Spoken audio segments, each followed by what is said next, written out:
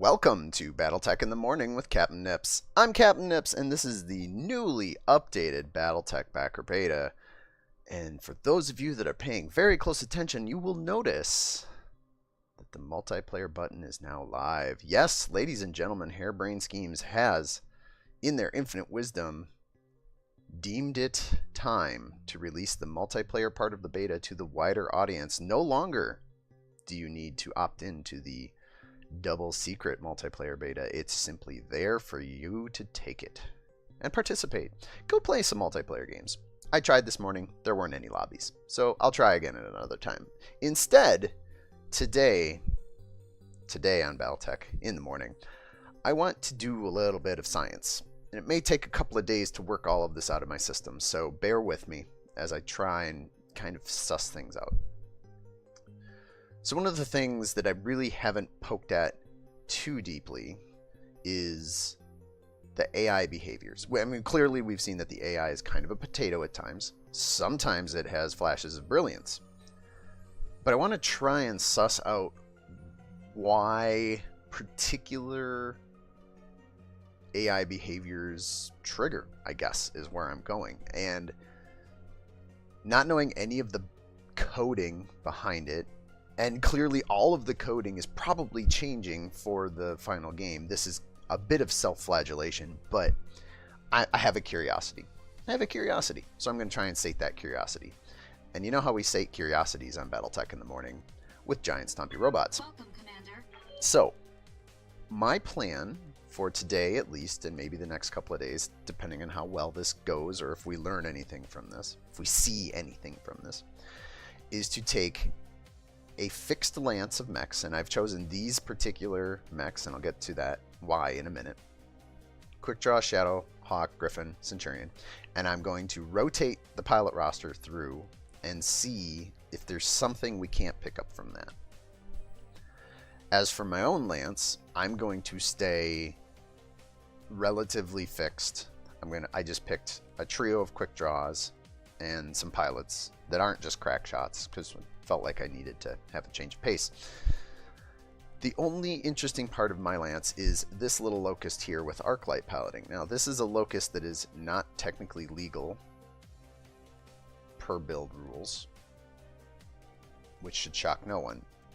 So the locust SP, as it's equipped here, go down the list and find it, it's just a locust 1V with 4 jump jets equipped that curiously are not showing up in the equipment list, so I don't know that it's actually going to work.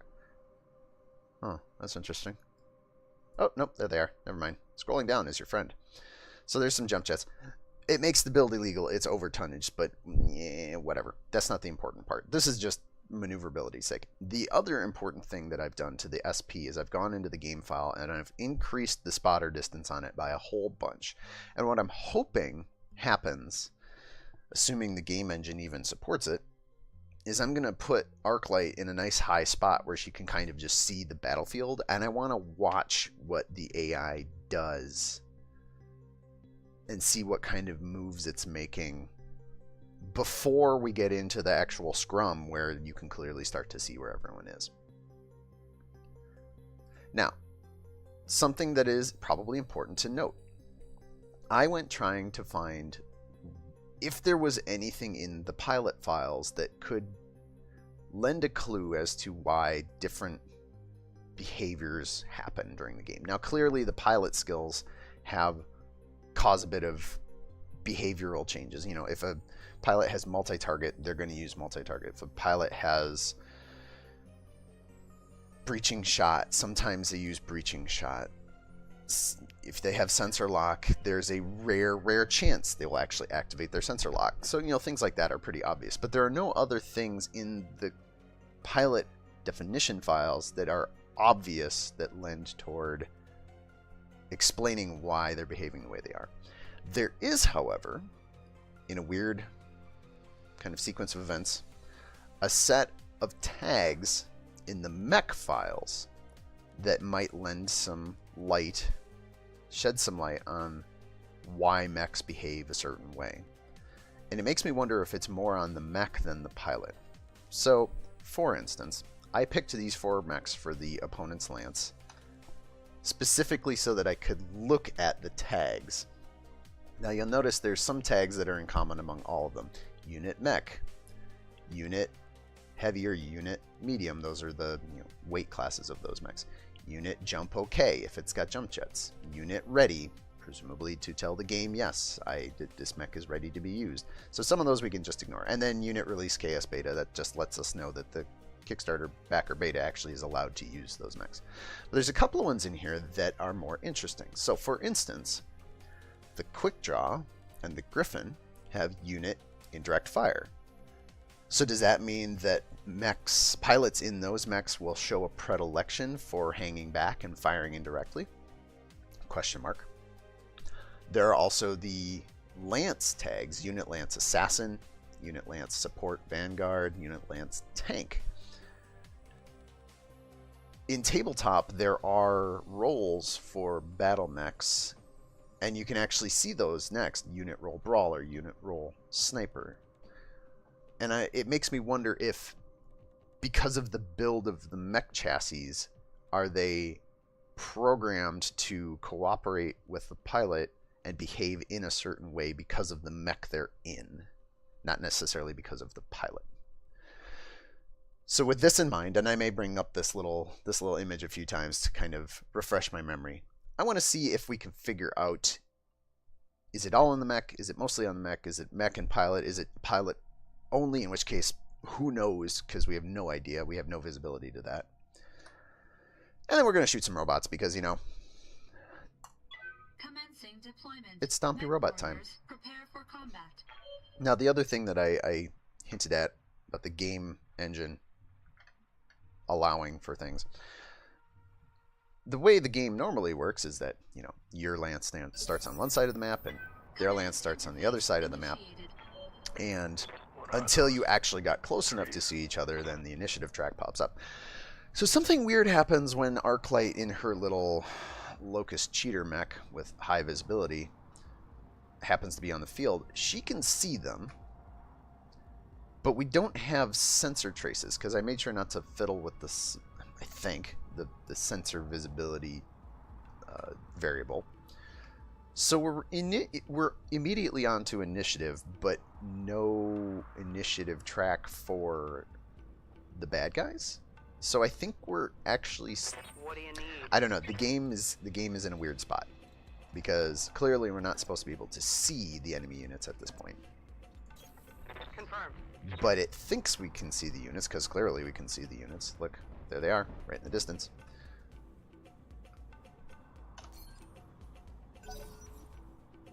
But their initiative tracks aren't showing up.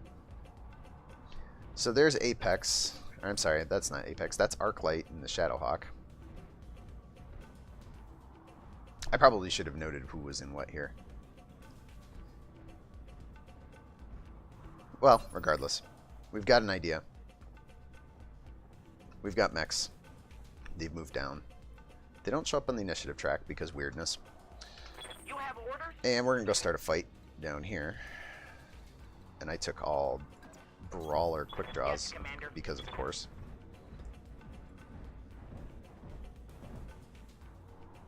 Let's just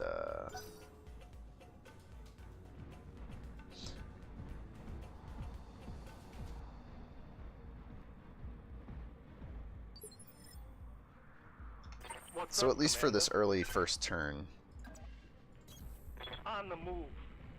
the mechs are moving pretty aggressively down into the river area. Uh-huh.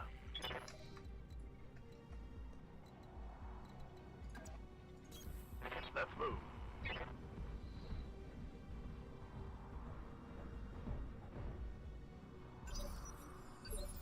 Alright, now Arclight. We're gonna use those cheater jump jets. We're gonna put her up on this rock here, just so that she can continue to Got it. see what's in the distance. Give us nice clear lines of sight. I want to have visibility to their team so I can kind of suss out what's going on here. Now we have an actual initiative track where we can tell where the enemy units land on the initiative order. So that's definitely Arclight there. Pretty sure that's Apex. Because it's Arclight, Apex, Blockade, and Buckshot. If I remember correctly. Oof. Alright, let's start the actual fight here. How might I help? Paradise. Get you down into some cover and splat some things. Although everybody is pretty covered up. Confirmed. Got lots of guarding going on here. Take a look at numbers. 40s, 35s. Woof! Man. Some rough numbers. Of course.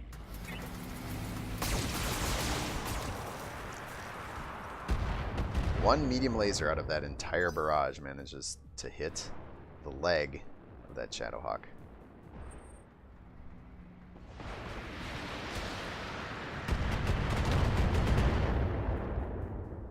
So Clearly, we're dealing with amateurs. Yeah. What can I do? interestingly, so far, none of the mechs on the enemy team has kind of hung back. None of them have decided that they want to No problem. hang back and fire indirectly. We've got no stragglers today. Let's continue with this barrage situation over here. Yeah. Roger.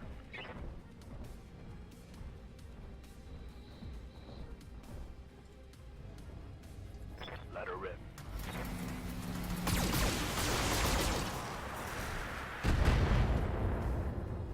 Laser to the face. Look at the lucky shot. Yep. Holding and cooling.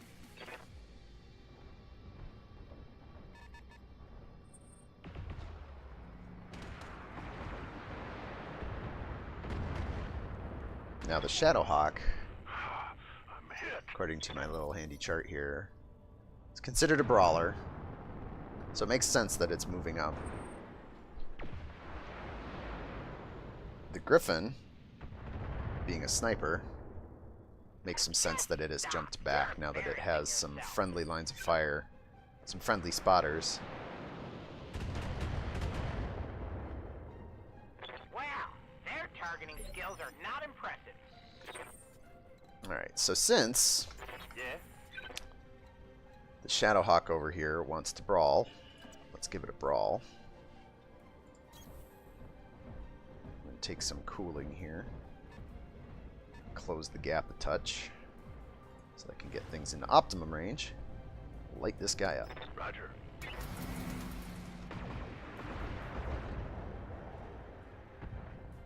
Whew. As the Shadowhawk is quickly getting torn up.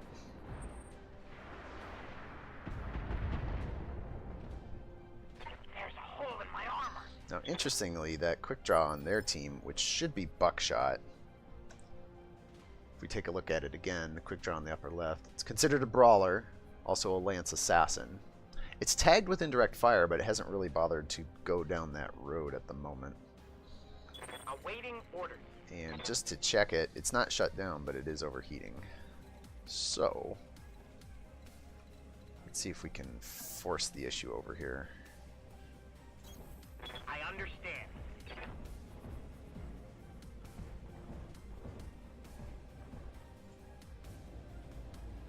As we Yes, tickle the Commander. red line with our quick draw over here. Wow, come on, Paradise, land a hit. Looked like a disco rave. So clearly, Paradise needs the help over here on the edge. And since this quick draw has decided it wants to brawl, let's just get right into that. I'm gonna give them the big bubble.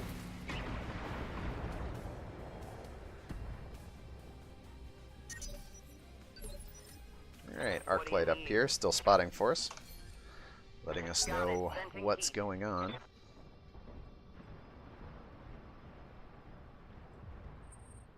Ooh, gave up my back to the Shadowhawk somehow. We'll have to fix that.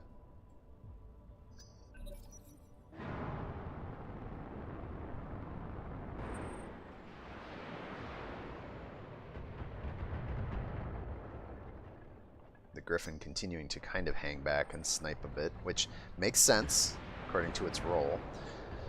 Centurion is the Centurion's being curious to me because it's tagged as a tank. I hate these guys. Centurion then bottom right, it's tagged as a tank and a brawler, but it hasn't really decided to move up into the fight per se, not like the Quick Draw or the Shadowhawk did. So let's take care of this little bit of unpleasantness on the left-hand side. I'll take shots at my back, I'll take shots at your back. The truth be told, he got more armor on the back than the front. Confirmed. So we continue to chip away at armor, catch a jump jet in the process. Armor.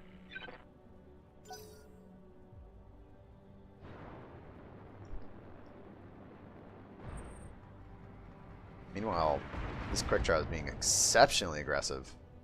Buckshot's not holding back over here. But shuts herself down in the process. Yes, Commander. Which is maybe not the best move. Also things that are not the best move, but you know, why not? We got some leg armor. As you wish.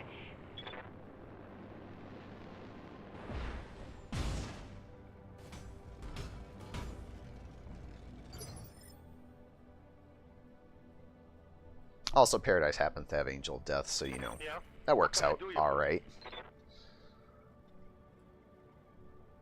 Sumo, on the other hand, does not. But he's got fresh legs. And rear panel DFAs seem like a real delicious thing to try and take advantage of. Engaging jump jet. And there goes a quick draw.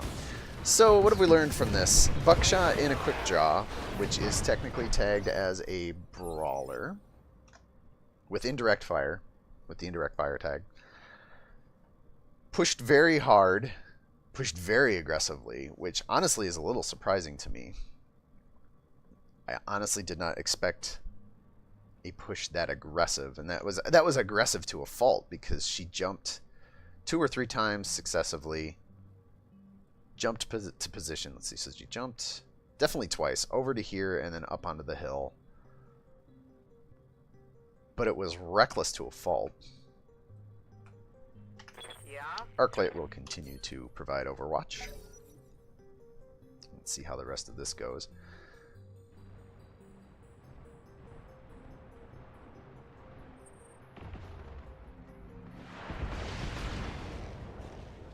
Blockade's quick draw, taking some pretty mean center torso, center of mass shots from the Shadowhawk over here. Griffin continuing to do its flighty dance. Oof.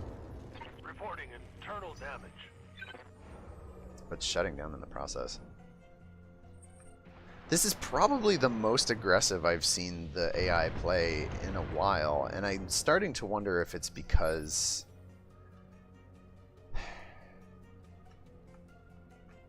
I'm not actually sure. It's hard to pin down exactly why they're playing like this. Yeah.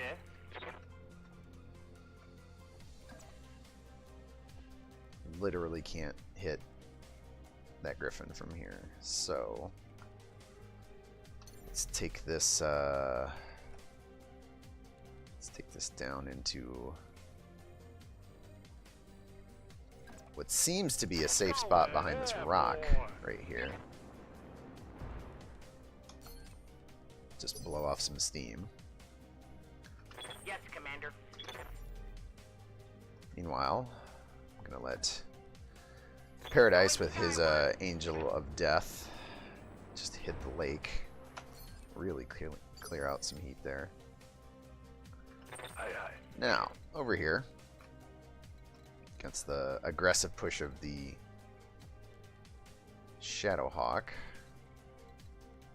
Don't have a great spot to be. So we'll take this. This isn't great. I'm giving up my left side to the stuff in the distance, but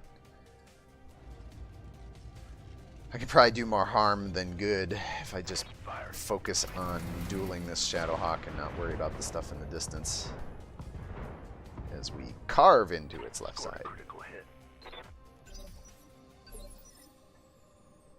Crit check, taking away its autocannon 5 and medium laser. Arclight continuing to provide overwatch. Keep a close eye on the AI units. Make sure they don't do anything strange or unexpected. Aside from the obvious where they actually are fighting like a legitimate straight up fight.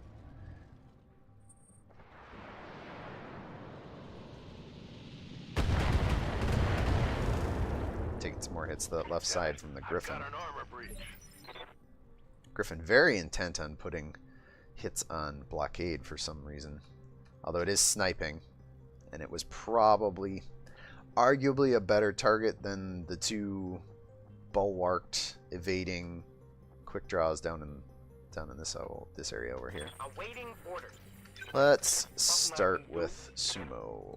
We need to find a spot where we can leverage our guns. This seems like a good enough spot. The Griffin now no defensive modifiers, so we're gonna light him up. You're fired.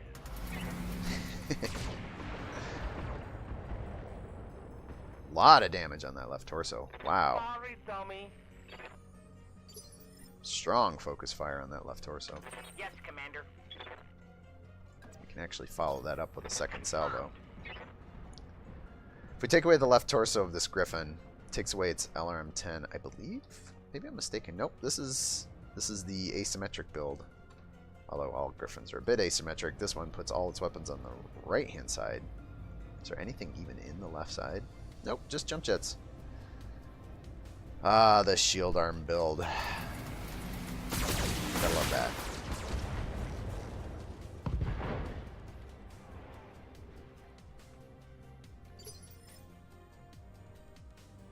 Alright, now blockade.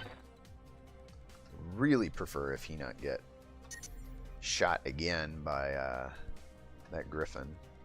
Also, I'd love to get in a position where I'm not giving up his left side anymore.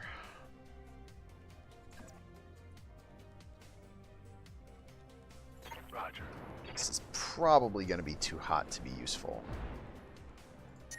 Yeah, that's what I thought. Alright, let's just toggle this down. SRM4. Nope. Medium laser. Can we get 2 medium lasers on? Nope. So, let's just take the crit seeking. See what we can't fish out. No crits.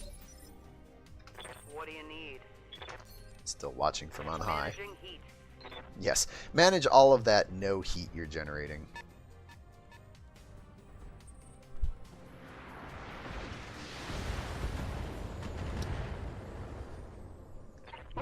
So these brawlers definitely seem, and not even the brawlers, everybody in this enemy lance so far seems to have been taking shots on whatever they consider is the best 2-hit numbers. And I've seen this, a couple of you have commented about this in the past, and I feel like we're starting to see some confirmation for that behavior.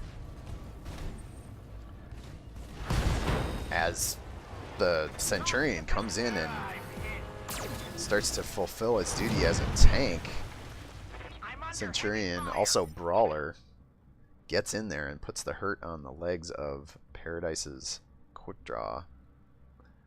Yeah.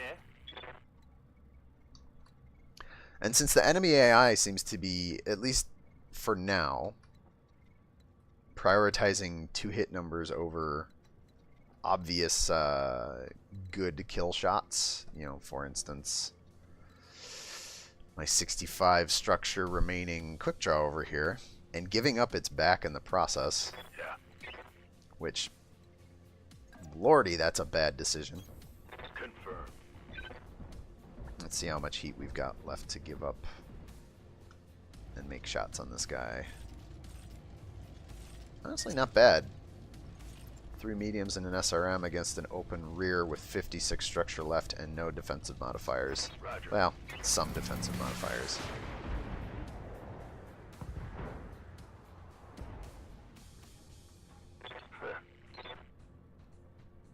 Yeah, I'm with blockade. Satisfying grunt. Something I can do. So I can down the Shadowhawk pretty easily at this point. Griffin, I could probably rip a leg off if I try. Centurion's still fresh. The Shadowhawk is not covered in any way. How much leg is left here? 20. Probably still makes sense to keep up my focus on the targets I've been working. If it comes down to this lone Centurion, I mean that's not much of a. I mean I can take that on with what I got, especially if I leg this Griffin. Yep.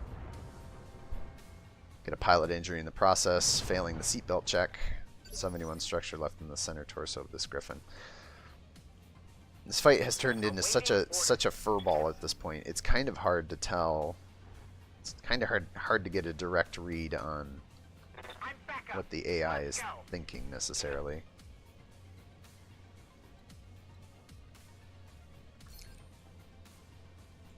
We've got a great opportunity to just down one of the mechs. So I think we've learned what we can out of this Griffin. The sniper tag, it seems, at least at first blush, that the sniper tag gives it a predilection for wanting to stay at range, which makes sense. I mean, it's PPC and an LRM-10 is the build. Somehow not finishing the job. 10 structure left on that CT. Oh, that was a weird UI thing. Yeah? Why is Arclight's focus red and everyone's blue? And now they're all white because I've moused over them. How very odd.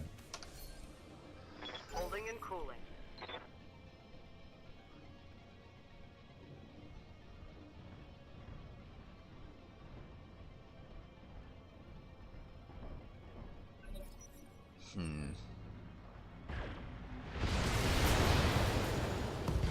Centurion not taking no for an answer here. Reporting. Right here. Let's see. Should probably put down this Griffin before it gets back up. Awaiting orders. Should probably pick a unit to fire with. I mean, Paradise is right here, right? No, I don't want a melee. Thank you very much. Just gonna call this shot. The numbers are pretty much given. It only takes 10 damage to down it. Target acquired. Any single weapon that hits here, or 2 missiles, is gonna be enough. Yeah, that. Not super concerned as we take out the Griffin. Yeah. Now let's get in on this action here. Now that the Centurion has decided to move up right into brawling range. And we're going to throw focus on this because A, it's guarded. Somehow. That's it. And B, top out our 2 hit numbers just a smidgen. Get an extra 10-15%. Plenty of I heat. got him. So rip this guy open. God, could you spread that damage around anymore, Sumo? Yep. Alright, Blockade up here is going to do his best to finish the job on this Shadowhawk as we start to close out this match. Again, not really getting a firm grasp on the behaviors here. I get a suspicion that the game is lying to me here and it's going to cause an overheat, but whatever. I should probably end up killing this Shadowhawk. Or not. Yep. Arclight could take a shot, but listen. She's entirely too important to get her hands dirty. She's just here to observe. Got it. Venting heat. Plus, she's got all this heat she needs to vent. Ooh! Internal structure damage. This Shadowhawk certainly not going down without taking a few parts with it. Meanwhile, the Centurion over here, maneuvering for a rear shot. Solid rear shot. This might be... Oof. That's rough. Ah, that wasn't good. Alright, Yes, Commander. so Right here. let's take care of this little bit of business here. Acknowledge. This is probably gonna kill it, right?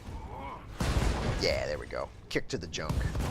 Kick to the junk, Shadowhawk goes down. So far... Reporting. Learning some things, but maybe not learning anything we didn't already know. We're going to get Paradise in on this melee action here with one good leg. My mech is limping.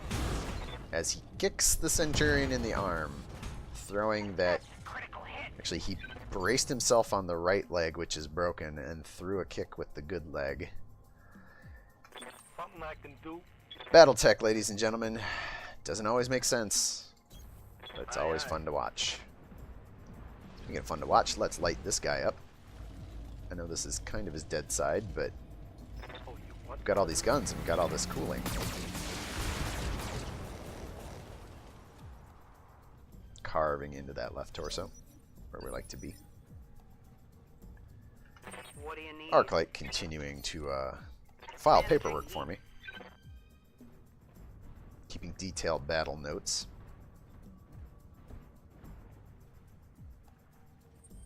I'm being flanked. Paradise probably eats it to this. Yep, there you go. So the Centurion, showing it can clearly brawl. Friendlies. Over here, we only got the one. Only got the one left. So clearly into the home stretch here. Let's get Blockade in on this action. Fire his pair of Engaging target. medium lasers. Get some damage in. Right here. Sumo is where we really want to be. I'm Turn there. him around. Probably throw the focus on him, although... I mean, the match is all but over. 85's to hit, and there are no defensive modifiers on this Centurion, so I'm going to hold on to that focus for just a turn, in case this guy guards or something silly.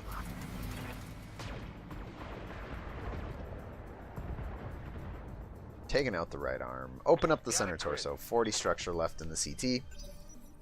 As this brawler I'm here. takes it all the way down to the end here. Arclight continue to watch from her perch in her completely illegal Locust build.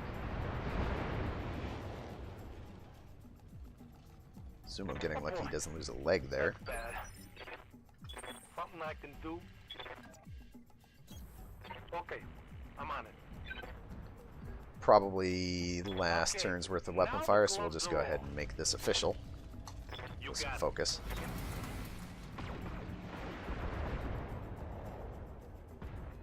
And somehow doesn't Scored a critical hit. seal the deal. Wow. What do you need? Alright, well. Blockade is so beat up. He only has 2 lasers left. Roger. There's no need to get into the waters. We'll take some cover with it. And I just need one of those lasers to hit center torso. Hell, if it hits left torso, this match is over. Confirmed.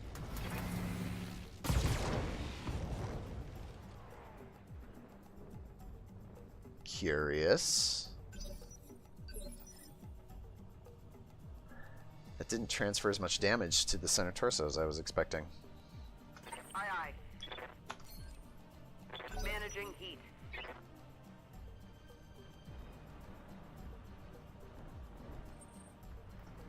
This Centurion really is, it's given it the good old college try here. It's doing its best to brawl to the end. Yeah. So credit on that. But if you're gonna brawl, do it right. On my way. Oh, That's a mean, mean hit. Takes out the leg. That's just precursor. I'm here. Now, can we cold shot the head out? 3%. Odds aren't great. Center torso's at 5, so grazing shots will kill it. Taking the shot. Yep, Objective center torso. complete. So, what did we learn here today? We learned that the game engine doesn't appreciate when I've got a mech that can see across the board, because it gets a little weird. What did we learn from the bad guys here? So, Apex. Oh, I was mistaken. So, Apex was in the quick draw, and she pushed very hard down, hyper aggressively. She moved straight down to the river, jumped the river, and then jumped behind. And honestly, that's not a behavior I would have expected out of Apex. Arclight was in the Shadowhawk, and she too was pretty... And we knew that, so we knew that from the initiative order. She was pretty aggressive. And just again, bringing up my little cheat sheet here. The Shadowhawk is considered a brawler and an assassin. So it makes some sense that she decided to push down hard on the river and then kind of engage into a short-range fight. Blockade in the Griffin. I think it's safe to say that the sniper tag, in terms of this combined behavior, won out. The Griffin did stand off a little bit more and was trying to leverage its PPC and LRM-10 and not get into a short-range fight. So that makes some sense. The jumping around doesn't make too much sense to me. But, yeah, who knows. And then Buckshot and the Centurion is a brawler, and it's a tank. So it brawled and it tanked. At least once the match was half over. I'm not sure what you say about the first part of that match. It kind of just stood up on the embankment and near the Griffin, but not close to it, and kind of just stood there firing some guns, but not everything. 12 rounds, 28 minutes, 14 seconds in this experiment, day one of, is it the pilot or is it the mech? I think I'm willing to say right now that it's mostly the mech, but that's why we do science. If we really wanted to be rigorous about this, I would run this exact match, you know, to a statistically relevant number of measurements and see if there was any real strong deviations. But this is BattleTech in the morning, and we don't do rigorous science here. We do loosey-goosey science. So tomorrow, expect this same lineup of mechs with a different lineup of pilots, and we'll see if maybe we see something slightly different, or do we see something very similar? But that'll be all for today's BattleTech in the morning. I am, as always, your scientist du jour, Captain Nips. I hope all of you out there have a wonderful, wonderful day. Have a wonderful morning, afternoon, evening, or night, wherever you are.